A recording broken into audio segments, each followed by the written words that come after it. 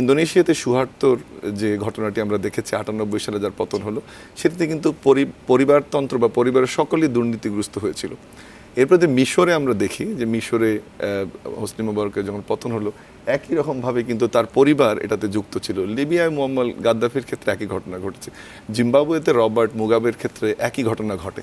কিন্তু এই যে যত নর্মালি বলা যায় ফ্যাসিজমের যে রুট বা শিকড় যত লম্বা হবে তার আশেপাশ থেকে আরও বেনিফিশিয়ারি তৈরি করে সেটা মানে এই ক্ষমতাটাকে পাকাপুক্ত করে। এবং এবারে দেখা গেল যে এমন একটি রাজনৈতিক সাংস্কৃতিক পরিবেশে টিউলিপ সিদ্দিকী রাজনীতি করছিলেন, তাকেও এই কলুষিত করেছে। এবং আমার ধারণা যে এটি শুরু হয়েছে অবশ্যই শেখ হাসিনার নেতৃত্বে বা তার মায়ের নেতৃত্বে যে সংস্কৃতির এখানে প্রচলন, সেটার থেকে তিনি আসলে বেরোতে পারেননি।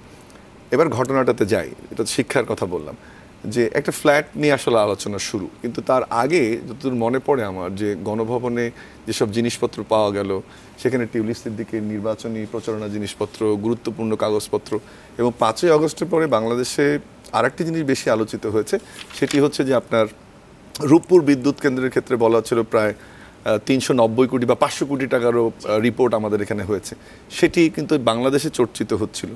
আরও একটি জিনিস বলা হচ্ছিল যে বাংলাদেশে যে অবকাঠামোগত উন্নয়ন হয়েছে এর একটা বড় দুর্নীতির সাথে টিউলিপ সিদ্দিকীর সম্পর্ক আছে, বলা ছিল $5 বিলিয়ন মতো দুর্নীতি তার বা এটাতে যুক্ত আছে। আরও একটি বড় অভিযোগ এসেছিল টিউলিপ সিদ্দিকের বিরুদ্ধে যে আওয়ামী লীগ সরকারকে যে ক্ষমতায় টিকিয়ে রাখা, তার একজন লবিস্ট হিসেবে উনি পার্টিকুলারলি ইউরোপ এবং স্ক্যান্ডিনেভিয়ান যে কান্ট্রিগুলোতে সেগুলোতে একটা লবিস্ট হিসেবে উনি কাজ করেছেন।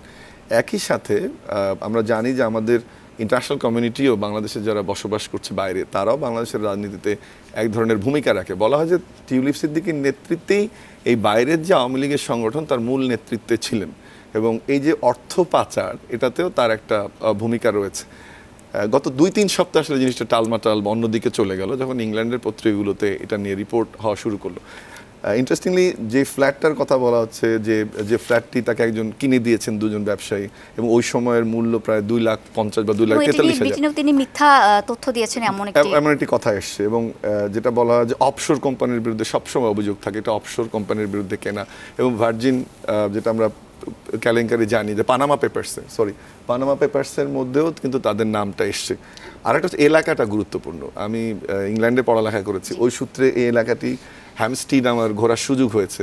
ওখানে যেসব বাড়িঘর, যে ফ্ল্যাটের যে চেহারা, ওখানে যে গার্ডেন, এটা আসলে বড় লোকদের একটা আবাসস্থল। আমার এটা কোনো অসুবিধা নাই যদি উনি বৈধ পথে কিনতেন, কিন্তু আমরা জানতে পারলাম যে আসলে এটা এমনভাবে কেনা হয়েছে যেটা আসলে বৈধ নয়, এটা উপহার দেওয়া হয়েছে।